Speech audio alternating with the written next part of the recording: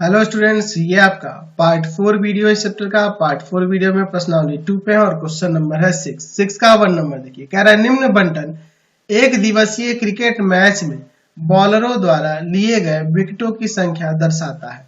तो विकेटों की माध्य संख्या निकालिए। चलिए हमें विकेटों की माध्य संख्या निकालिए। यहाँ देखिए ये जो वर्ग अंतराल दिया है ना, ये वर्ग अंतराल यहाँ पे देखिए डिफरेंट ऊंचाई वाले हैं। वर्ग ऊंचाई अलग है। यहाँ देखो 40 है, 40 है, यहाँ 50 हो जा रहा है, यहाँ 100 हो जा रहा है, यहाँ 100 हो जा रहा है। तो वर्ग ऊंचाई अलग अलग है। तब हम लोग किस विधि का प्रयोग करेंगे? तो देखो वर्ग ऊंचाई जब असमान होती है तो उस स्थिति में हम लोग क्या करते हैं, या तो प्रत्यक्ष विधि लगाएंगे या दूसरा जो विधि था आपका काल्पनिक माध्य विधि, उससे बनाएंगे। तो प्रत्यक्ष विधि और काल्पनिक माध्य विधि, इन्हीं दोनों में से किसी एक का प्रयोग करेंगे। पग विचलन विधि का प्रयोग नहीं कर सकते हैं क्योंकि उसमें एच का यूज होता है। तो वर्ग ऊंचाई क्या लेंगे इससे निर्धारित नहीं हो सकता। तो इसीलिए यहाँ प्रत्यक्ष विधि या दूसरा जो आपका था लघु विधि या लघु रीति का ही प्रयोग करेंगे। चलिए, तो जो आसान लगे आपको उस विधि का यहाँ आप प्रयोग कर सकते हो, इन दोनों विधियों में से कोई भी। चलिए देखते हैं इस क्वेश्चन को। बहुत ही अच्छा क्वेश्चन है। चलिए, तो मैं यहाँ पे एक चार्ट बना लेता हूं। हो गया ये जो जो दिया हुआ इसको दर्शा देते हैं। यहाँ दिया है विकेटों की संख्या, विकेटों की संख्या, और यहाँ दी हुई है बॉलरों की संख्या, बॉलरों की संख्या, यानी कि ये उनकी बारंबारता दी हुई है। बॉलरों की संख्या यानी कि FI दी हुई है। क्या है? 20 से 60, फिर आपका है 60 से 100, फिर आपका है 100 से 150, फिर आपका है 150 से 250, फिर आपका है 250 से 350, फिर है आपका 350 से 450। ठीक है, और इनकी बारंबारताएं दी हुई है 7, 5, 16, 12, 2, 3। यहाँ पे मैं XI निकालूंगा यानी कि वर्ग चिन्ह निकालूंगा। वर्ग चिन्ह, वर्ग चिन्ह यानी कि XI कैसे निकलेगा? तो इसके मध्य का मान 40, फिर 80, फिर यहाँ पे 125, फिर आपका यहाँ आ जाएगा आपका 200, देख रहा ना, फिर आपका यहाँ 300 और फिर यहाँ 400।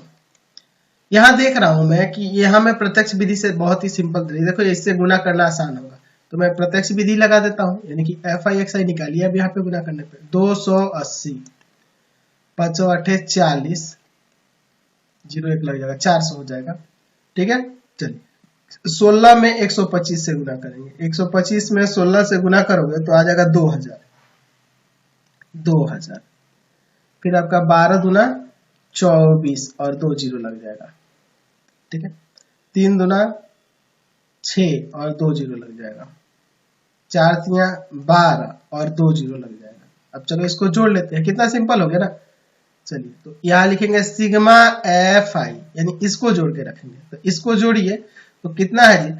ये देखो 7 5 12, 12 और 6 18, 18 2 20 और 20 आपका 5 25 का 5, 2 लगेगा, 2 2 4, 45 हो जाएगा, है ना। चलिए अब इसको जोड़ते हैं। तो यह जोड़ेंगे तो यह सिग्मा FI XI होगा। चलिए जोड़ते हैं। 0 0, सॉरी 8 है, दूसरे वाले देखो एक 8 है, 8 आएगा।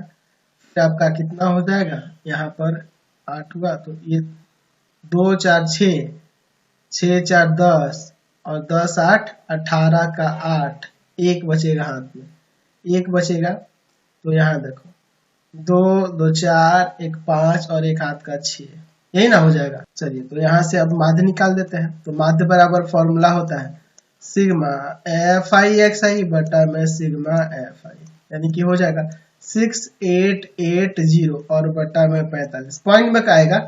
152.8888, बहुत सारा इन्फिनिटी तक चल जाएगा, 888 यही आएगा, ऐसे ही बढ़ते बढ़ते। तो मैं इसे लिख देता हूँ 152 पॉइंट में 8 और इन सबको हटाकर यहाँ 9 कर देता हूँ। ये आपका आंसर हो जाएगा। चलते हैं अब अगले क्वेश्चन पे। चलिए